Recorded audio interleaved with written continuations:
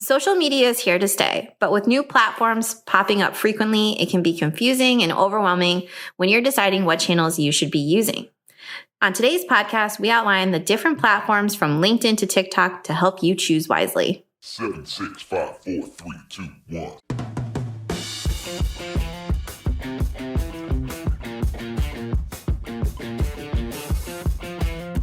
Hi, and welcome to the Marketing Essentials podcast. Our unique team helps small businesses grow by providing essential marketing expertise.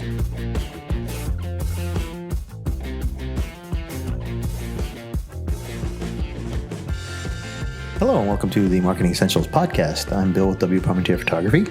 I'm Justin of Justin Kerr Design. I'm Alicia with the Spark Social. And together we make up The Marketing Essentials team. Welcome back. Woohoo! We get to talk about something that we've kind of touched on in the past today. Yeah, but things change. So even though in the digital world, they definitely change. Well, we were looking back at, now we started this podcast, our first episode came out March 16th, I think it was March 16th of 2018. Yeah. So that's 2 years ago. That's like 100 years in digital ages. Yeah. Basically. Oh, absolutely. Yeah. So some of the stuff that we suggested early on may not necessarily hold true today. Mm-hmm. As far as, where you should be going with social media. Right. So if you took our recommendation of using MySpace. Yeah, you can get rid of that. Yeah, you can probably get rid of that. Hey, Justin, you're still in my top friends on MySpace, so don't worry about it. Sorry. MySpace. I don't think I ever had a MySpace page altogether. All kidding aside. I never had one either. I had well, never mind. Shut up, Bill. So I don't think we even told them the topic, Bill or Justin. We did kind of allude to it in the intro. But that's right. Okay. So that's okay. Talking about what platforms to use. So yes. MySpace is not necessarily a good one. So we're talking basically from a business standpoint. Now, right. I mean, obviously any one of these, for the most part, can be used from a personal standpoint, but we want to talk specifically for those of you who are either your own personal brand or have your own business and you want to know, hey, I'm going after clients, which is the right direction for me to go social media wise. Right. And it does matter. I mean, it really does. A lot of things. Yeah. There's a lot that plays into which social media you should be using, or which multiple ones, I guess. Yeah, I guess you can kind of think of it as like deciding what kind of car to drive or what kind of house to get. It's like if you just went to a dealership and said, I need a car, they'd be like, well, what do you need it for? Yeah. What's the purpose of it? And then they would fit you, because there's a big difference between a pickup truck and a 2-seater sports car. Mm-hmm. Right. And let's be clear, much like the car, using the car analogy, there are a ton of different models out there. Now, we're only going to touch on 6 or 7 today. Yeah, these are just like the top ones, but there are a lot of other ones that you guys will use that we don't really want to get into today, only because it's more niche. Well, some of them I think aren't even appropriate for a business. No, but there's things like Tinder. Depends on your business, I guess. I signed up for this profile. I don't know why. No, but I think about I know some of the. Why am I getting clients? I know real estate My wife agents. stopped talking to me. Wow. Help me, people. All right. Go ahead, Bill. Okay. You're saying something. I know like real estate agents have their own programs that they use that are like a social media style app. And there's like networking ones out there and like one for contractors, one for lawyers, exactly. I think. Yeah, I belong to one called House, which is similar to like a Yelp almost, but it's geared towards contractors and people that deal with the contractor trades. So we're not going to get into those niche ones. We're going to talk about the big ones. I'm going to list them off real quick and we'll go through each one. Yeah, sounds good. But for today's podcast, we're going to talk about Facebook, Instagram, LinkedIn, Pinterest, Twitter, Snapchat, YouTube, TikTok. Honorable mention to our friend Google My Business page. So I guess we should start off with the granddaddy of them all, which is Facebook. They seem to have been around for forever. Right. They weren't the first one. No. Obviously, we talked about MySpace earlier. MySpace was sort of the precursor to. There was maybe Facebook like GeoCities or something. Yeah, weird. There were a bunch of different ones. It all started off of like message boards and things like that. But without going into a whole history lesson of how a lot of these things came about. Nobody remembers Friendster. That was owned by the same company that did MySpace, if I remember correctly. Interesting. If I remember correctly, could be wrong. But yeah, I mean, so for the sake of this conversation, we're going to say Facebook's the old kid on the block, so to speak. They have 2.5 billion active users. Not bad for an old kid, huh? Active user is billion. Yeah, so that's bigger than most countries. Now, do you know? There's only 7.7 billion people on the planet, which means most people use it. So yeah. So now the question is what do they consider an active user? Do you know that answer, or is it? So one blog that I was reading said an active user is defined by somebody who has logged in the last 30 days. Okay.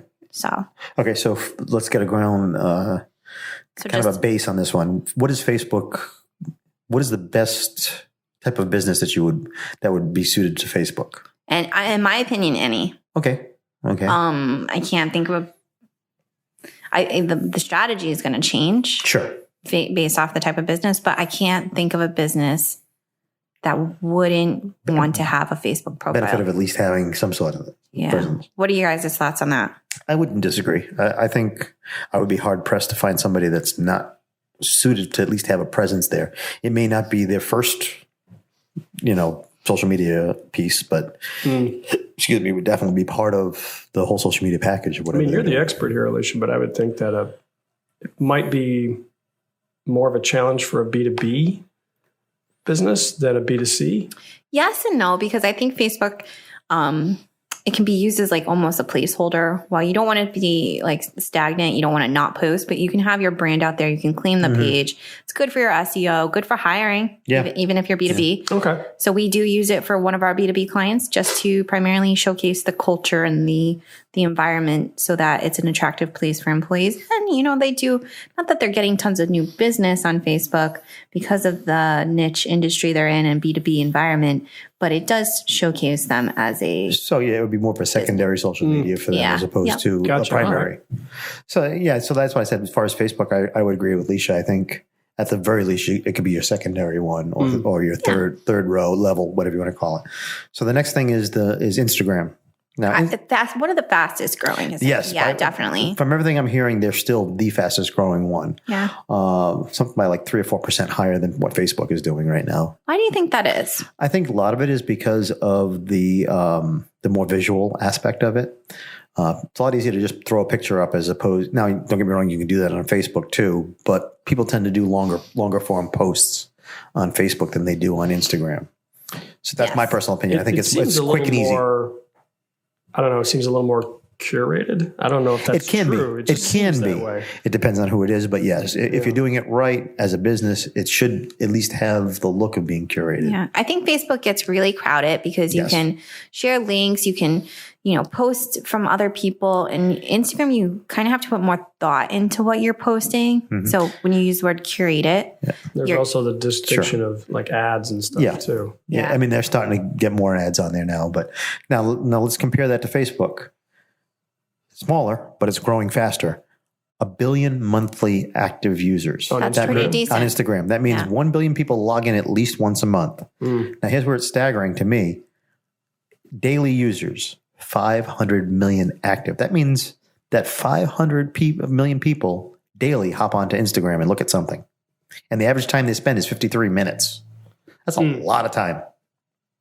Yeah, I read a stat that the average social media user scrolls like 300 yards a day or something. Yeah, somebody once gave me the stat that it was the distance of the height of the Statue of Liberty. Oh, yes. I think we talked about this on this podcast. Yeah, I think we did. Yeah. So basically, the average person scrolls on their phone that much in one day, and odds are that's probably... And the science, the neuroscience behind the scrolling is pretty fascinating, too. Sure. If you look into that as why people do it for that long. Because if you compared that maneuver to anything else that people would do on a daily basis, it's like... They don't do it, They don't do it. They don't spend nearly as long doing that as they do anything else. I'll tell you a story offline on that whole thing. But anyway.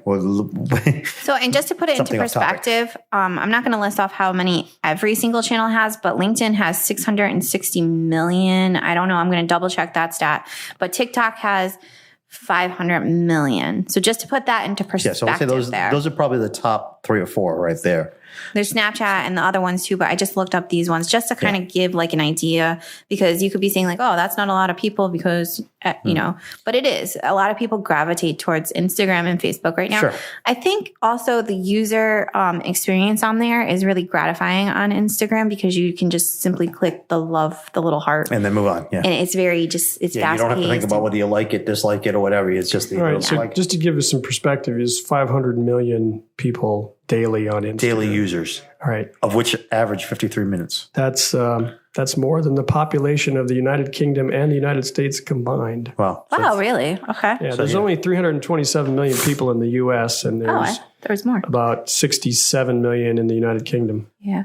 I did. And, I've read some crazy stats too. Like there's more people with social media channels than people who own toothbrushes. I don't really understand how that works. But, hey, well, I mean, you figure if you own one toothbrush, you may own 4 social media That's accounts. true. How many social media channels are you on, Bill? Regularly, 3.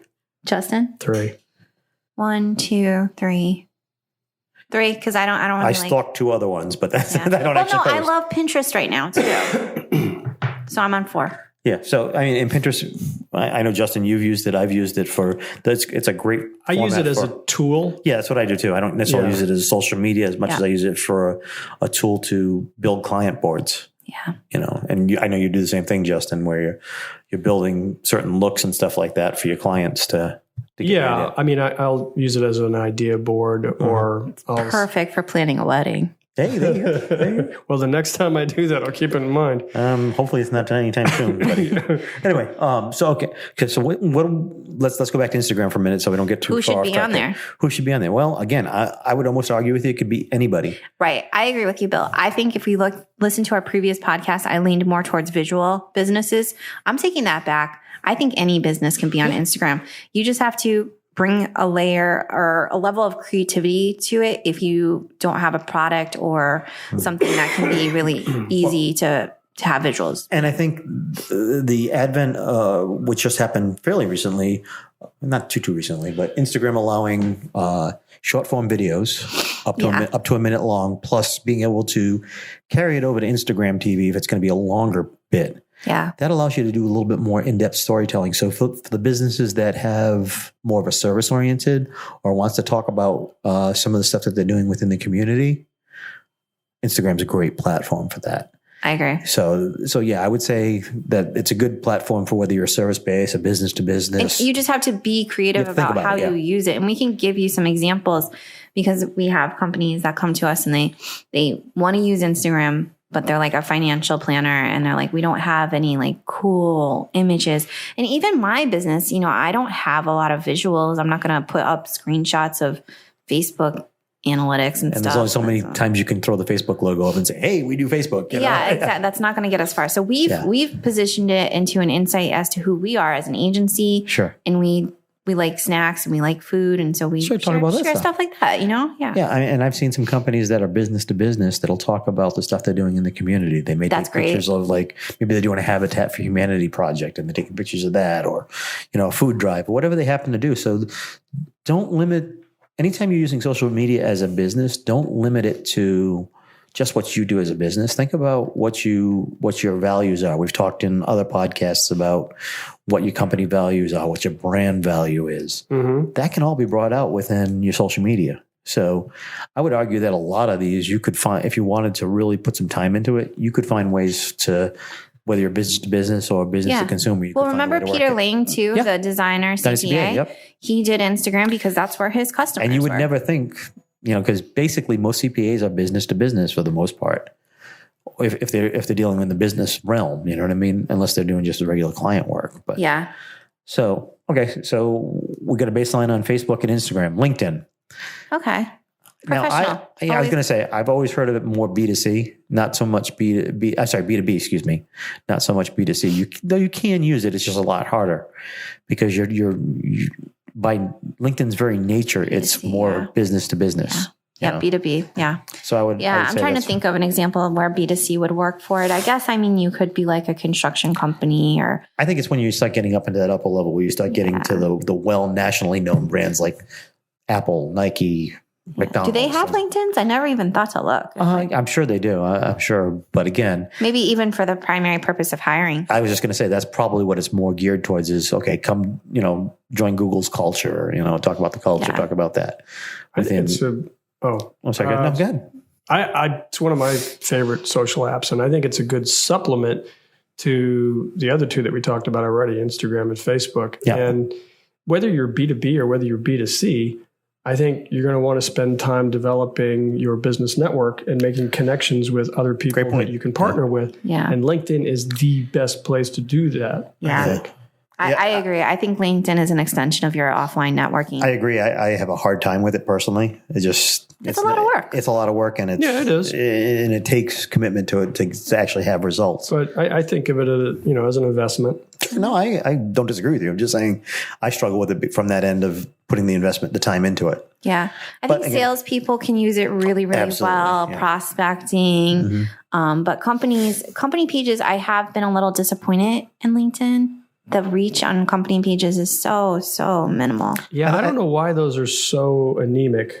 I think part of the problem business pages in there. Yeah. You'd think that this is a B2B platform, the business pages would be. I think part of the problem is people don't look at it that way. They really look at it as more of a way of making connections than people do people to people. So maybe LinkedIn is doing it on purpose because people do business with people, not businesses. And this forces us as people to be active as individuals, not just post something to the page and bounce. I was talking to somebody about LinkedIn not too long ago, and they said if you want to get any real reach, yes, post it to your business LinkedIn page, but also share it to your personal.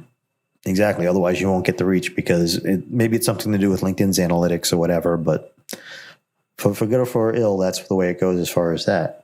Okay, so Pinterest, we just talked about. Now, from a social media aspect, Alicia, Pinterest. Now, Justin and I have shared that we use it for like mood boards or idea clients, boards. From a social media standpoint, what do you see that as? I could see it for B2B or B2C, depending on your business. But I think, and I may change in a couple of years on this one, but I think you need to be either e-commerce, so you have an online, you're selling something online, so like furniture, shirts, shoes, whatever, because you can now click on the pin and go right through and buy the stuff. So that's if you are doing e-commerce or you have an online store, you absolutely need a Pinterest. Absolutely, I agree. However, if you are in like interior design or you're a kitchen remodeler or you're we could use Pinterest too. Even in my agency, we could do articles and blog content and pin that. I just find it to be less. It's just not. I was talking to an SEO guy not too long ago, and he was saying to me, Pinterest is becoming a great way to build your SEO. Okay. So what you do is if you have a blog post, put it on Pinterest. You put it on Pinterest. Now you get the click through from Pinterest over to That's not a bad idea. Because it's one more access point. Yeah. The more access points you have to the website, the higher you're going to rank. And I would say that Pinterest is probably, how many users are on Pinterest and how many businesses, I don't know. But I think in terms of businesses, Pinterest is probably like professional service businesses. Probably a little on the light side of the right. So you have less noise there to stand out. So okay, that now makes sense. We're going to hop onto the one that. According to just a quick Google search, Pinterest has more than 320 million monthly active users. Yeah, it's monthly versus monthly. Yeah, so that's numbers are pretty low compared to just like Facebook and Instagram. And out of those, maybe conservatively, maybe a tenth to a quarter of them are actually businesses. Yeah, I think one of my problems with Pinterest and the next platform that I think we're going to talk about are the ability to hyper target locally, right? So Twitter is the next one I wanted to talk about. I guess part of my hang up with Twitter is it's become, and maybe it's because of where we are culturally, it's become this political smorgasbord constantly of somebody complaining about somebody else. And I want to call it complainer instead of Twitter, quite frankly. And that's why I kind of stay away from it because I'm just so tired of the negativity. It's that's just me. Very fast moving. Yeah. Twitter. And so Pinterest and Twitter, I feel like things get shared a lot. Like you pin stuff or Twitter, you but the life cycle is very short. So Twitter, the life cycle is very short.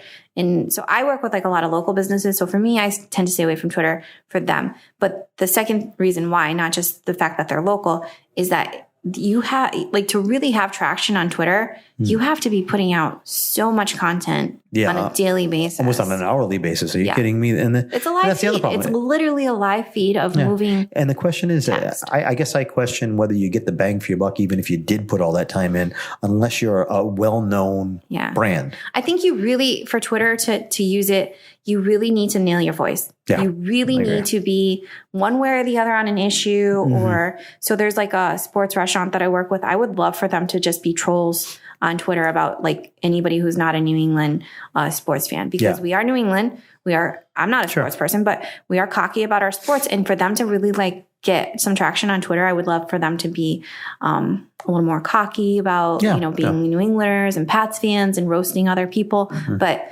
do they have the budget for that, to really man that, and have that content strategy? And it takes a lot. Twitter by far, I would say, is probably the most difficult to manage and probably the most expensive to manage from a standpoint of having somebody doing that for you, because you have to do it so often and so quickly. I feel safe to say that as a business, that if you are short on time, skip Twitter completely. Yeah. Okay, well, we're getting low on time here. Speaking of which, Snapchat. See, where all the young whippersnappers are, along with TikTok. Snapchat has declined. Maybe you should just kind of handle those together. We're actually going, let's do Snapchat, TikTok. That's what I was going to do, because quite frankly, not all, but a lot of the Snapchatters are actually migrating over to TikTok. Now, heard that. My intern told me. But he's still in college. the reality is TikTok is still in its infancy. TikTok is how many? Okay, I'm going to show my age a little bit. How many of you remember Vines? Yeah. So TikTok replaces Vines. Yes, they give you a little bit longer format. They give you, I think, up to either a minute and a half or 2 minutes you can do total, whereas Vine was 7 seconds.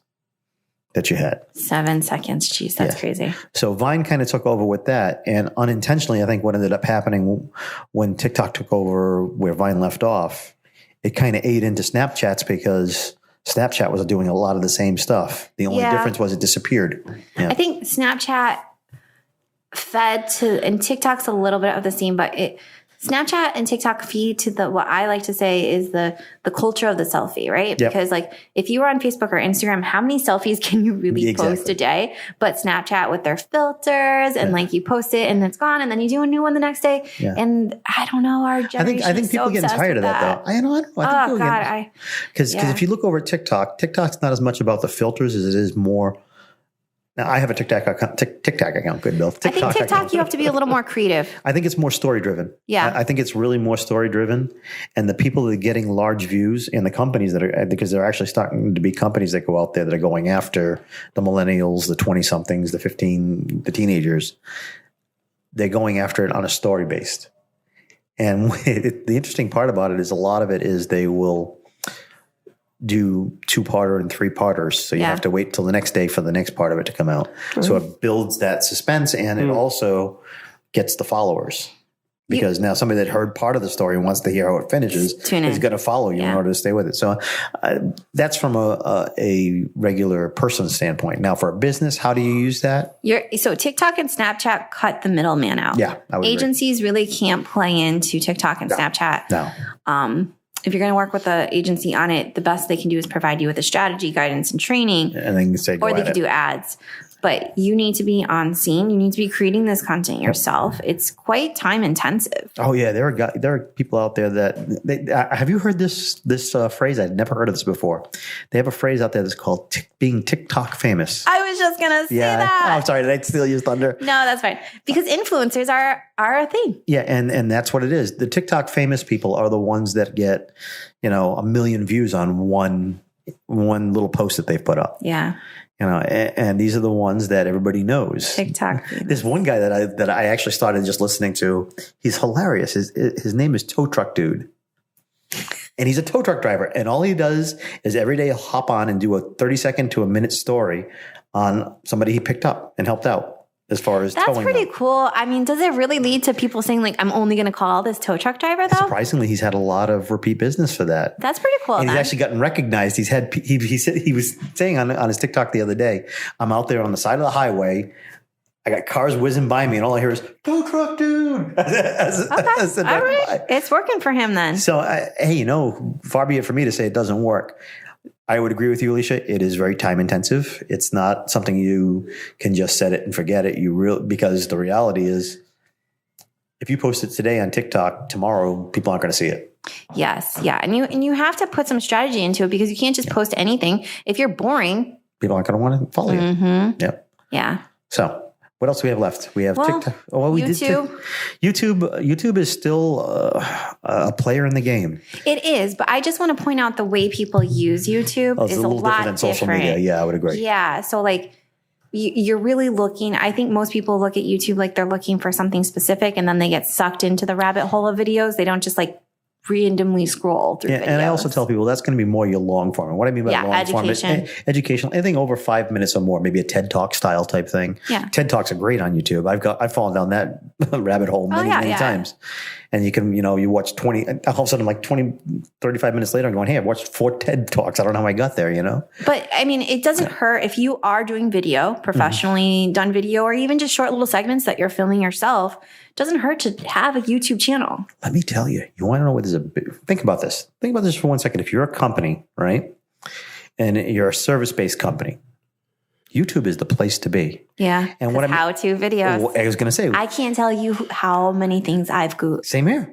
And then sometimes I've looked at something and go, wow, that's just way out of, even after I saw the video how to do it, that's way out of my my league. I'm going to hire somebody. And then YouTube is a great place to advertise for that because you can target people based off of what they're searching. Sure. And it's like how to fix my plumbing. And then your plumbing ad. So if it can be anything from, I use it in my business. If there's something that I've run across as far as like maybe a Photoshop shop technique that I've never used before, or something that I'm just really stumped on, I'll go there and find it. Yeah. And those people get hits and their businesses get work because of the fact that people don't always want to do it when they, as well as I do. Well, sometimes it's easier to look up something and find out it's too much work to do it and hire somebody else than it is to just do it. 100%. Yeah. Or at the very least, you may already know, hey, look, I'm going to hire Justin to do web design for me.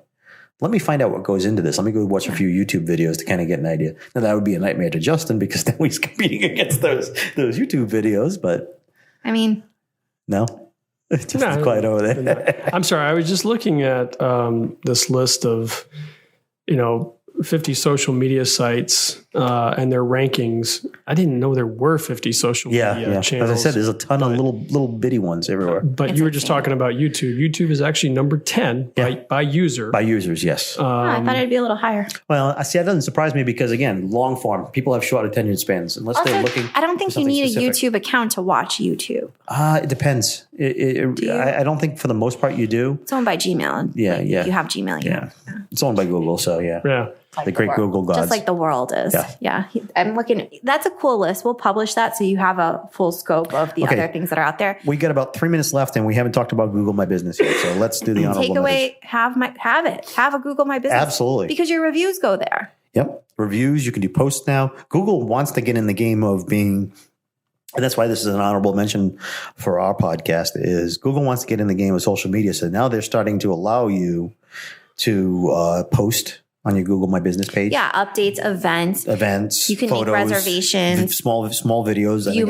View menus. Yep. Like they want to provide as much content for you to interact right there on the Google My Business page. Without going to the website. Right. Yeah, and I think they learned a valuable lesson from trying to do Google Plus, which was failed. Don't do it. Don't be something you're not. And I think Google Business fits perfectly. Google My Business fits in perfectly with what they're trying to do. But like you said, Justin, it does get them away from the initial part of the website.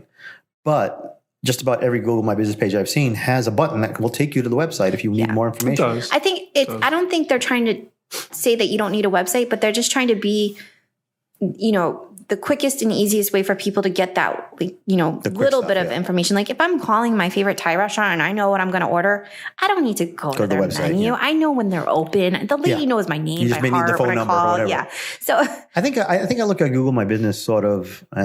I'm going to date myself again as the old yellow pages, so to speak. It is. It's a quick way. Back when before the internet, if you needed to make a phone call somewhere, you picked up the thing and said, "Okay, I want my pizza restaurant. What's the phone number for?" You pull it up. It kind of falls more to a listing site, but I think we're classifying it as social because it does have the ability now for people to message you, to post video, to post updates, to have content, to have reviews, all that stuff. So anyway, that's the rundown. Wow, I feel like we blew through all those because we didn't have enough time. We did, and we can dive in deeper on each and every one of them. But I'm going to say 3 things here on which social media channels should you use, and you guys can add to this. Mm-hmm. 1, figure out where your audience is. Yep. 2, find a strategy, content strategy. And 3, just pick a few and stay consistent with the strategy. Yes. Don't claim them all and have all the links on your website. And then I click on your Twitter and you haven't tweeted since 2018. Yeah, that doesn't look good. No, it looks real bad. I would say on a content strategy also, the only addition I would make to that is don't forget your brand. Don't forget your brand. Yeah, have that consistent strategy brand presence. Because and content is one thing, but make sure it fits in with your branding. Yeah. The message you're trying to put forth. Because if you're trying to do, like you just said a few minutes ago, if you're trying to do 4 different social media things and you're not doing any one of them right, and it's inconsistent with your brand, why are you doing it? Quality over quantity too. Yes. Pick a few that you can be Even if you strong. just have to pick one and get good at it for the time being, then fine, go back to the other ones afterwards, but get good at something first and then go back. Yeah. So I know we breezed through this. Justin, do you have any closing points on? Nope. Okay. So he just gave me a look. But I feel like if people have questions, just reach out to us. Yeah, absolutely. I will say that if you want to know more about Google My Business, we just did an episode not too long ago with Mark Collins. Yeah, Mark Collins. Where he talked almost exclusively about Google My Business. I think Bill Smith also talked a little bit about it too, I think, during his podcast. Right. So we do have more information on that. You can check out the other episode. And quite frankly, we've got a couple episodes on Facebook and a couple on Instagram already.